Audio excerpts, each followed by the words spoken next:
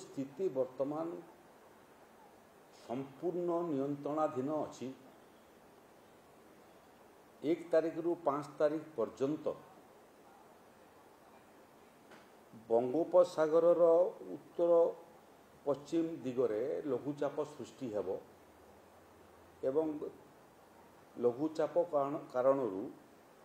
ओडिशार विभिन्न जिले में वर्षा हेब घड़ी सहित वर्षा हेब एवं वज्रपात हेब यार पूर्व अनुमान पाणीपाग विभाग आगु लगे सारी एवं विपर्य परिचालना विभाग मध्य बाबद अलर्ट लोक कर सारी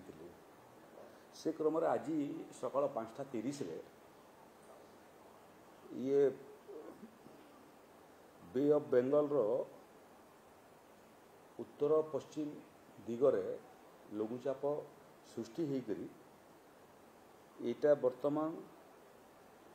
पश्चिम उत्तर दिगरे गति करुच्ची जहाँ फल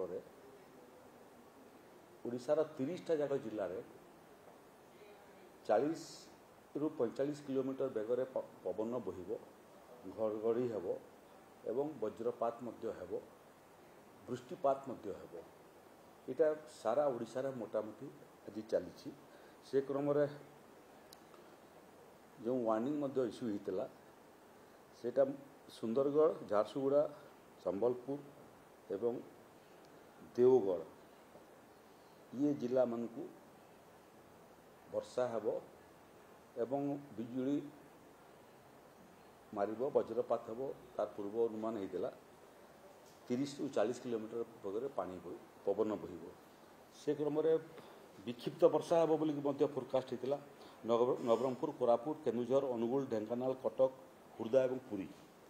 एवं अधिक वर्षा हेब बोली जो फोरकास्ट होता सेटा मालकानगिरी मयूरभंज नयागढ़ बौद्ध सोनपुर बरगढ़ एवं बलांगीर थंडरस्टॉर्म सहित बिजुली वज्राघात हेब यहाँ बालेश्वर भद्रक जाजपुर केन्द्रापड़ा जगतसिंहपुर गंजाम गजपति रायगड़ा कंधमाल कलाहांडी एवं नुआपड़ा ये सब जिला मानकु आगुरी सतर्क कराई दिया होता किंतु वर्तमान वर्षा मोटामोटी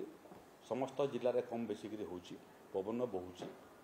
एवं घड़घड़ी होची आपन को खाली मु कहीदिए जे आज जोटा एवरेज रेनफॉल रेकॉर्डेड सेटा हला 8:30 सकाल 8:30 समय विगत 24 घंटा भितर मात्र 15 mm वर्षा होती से हाटडी ब्लॉक आ केन्दुझर विगत 24 घंटा भितर 225 मिलीमीटर वर्षा रेकर्डिंग होती किंतु से भितर सन्तानजनक सूचना जोटा विभिन्न नदीर जलपतन बढ़िबारे लगी किंतु वर्तमान पर्यंत कौनसी नदीर जलपतन विपद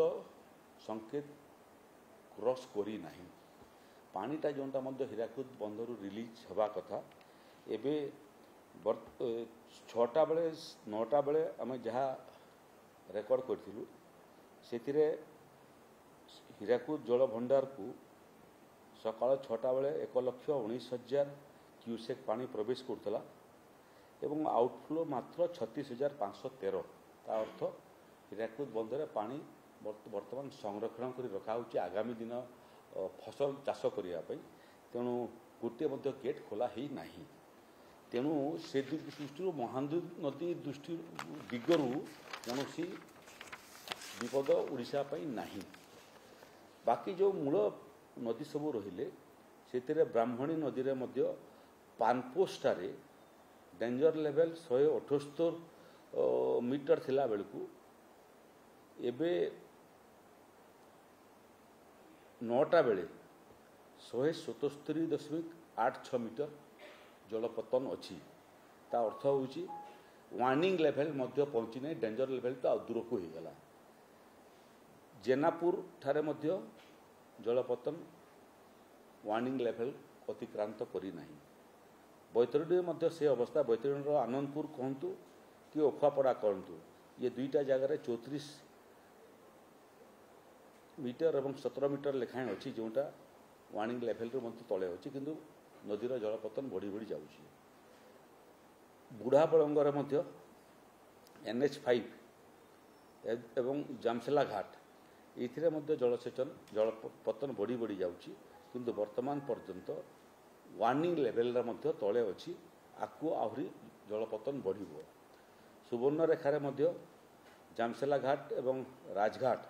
ये दुईटा जगार जलपतन बढ़ी बढ़ी जाऊँगी एवं वार्निंग लेवल को टच करी नहीं जालकार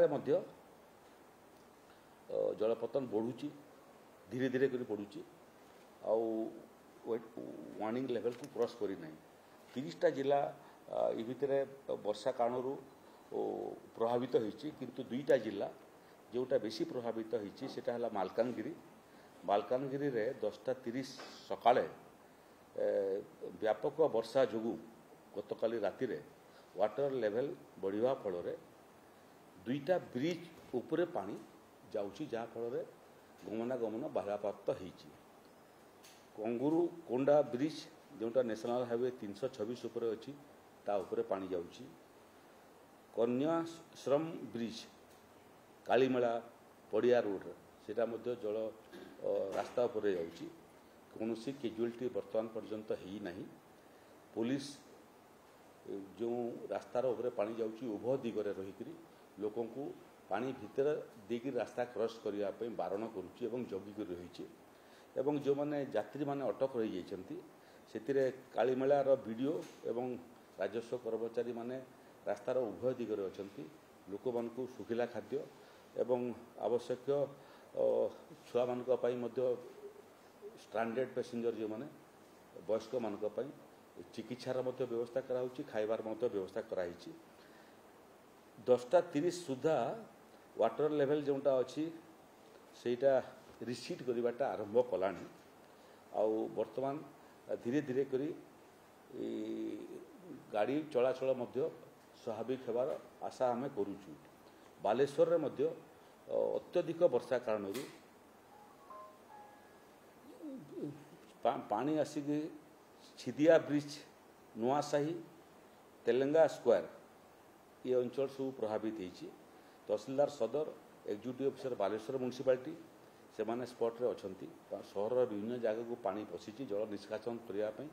जिलापाल राजस्व विभाग अन्य अधिकारी माने म्युनिसिपालिटी अधिकारी माने पंप लगे रास्तारू पानी को निष्कासन करने बाकी 28टा जिला मोटामोटी स्वाभाविक अच्छी आगामी 5 तारीख पर्यंत एभलिया वर्षा भी हेबो पवन 30-40 किलोमीटर बेगर बहिबो घड़घड़ी सहित वर्षा हवार सांगरे सांगरे गुड़िए जगार वज्रपात हेबो तेणु परिस्थिति स्वाभाविक प्रभावित अंचल राजस्व विभाग अधिकारी माने अछंती जहाँ जहाँ मानवीय सुविधार आवश्यकता अच्छी ताहा लोक मानकु जोगौछंती जो जो जगह रास्ता कटअप हो जाइए पैसेंजर मान स्वतंत्र व्यवस्था करछंती कौनसी लोक को इभाकुएसन करी रिलीफ सेंटर को आड़ुआ स्थिति उत्पन्न ही नहीं जदि उत्पन्न हुए से रिलीफ सेंटर माने प्रस्तुत अच्छी राशन प्रस्तुत अच्छे रोषे कर व्यवस्था प्रस्तुत अच्छे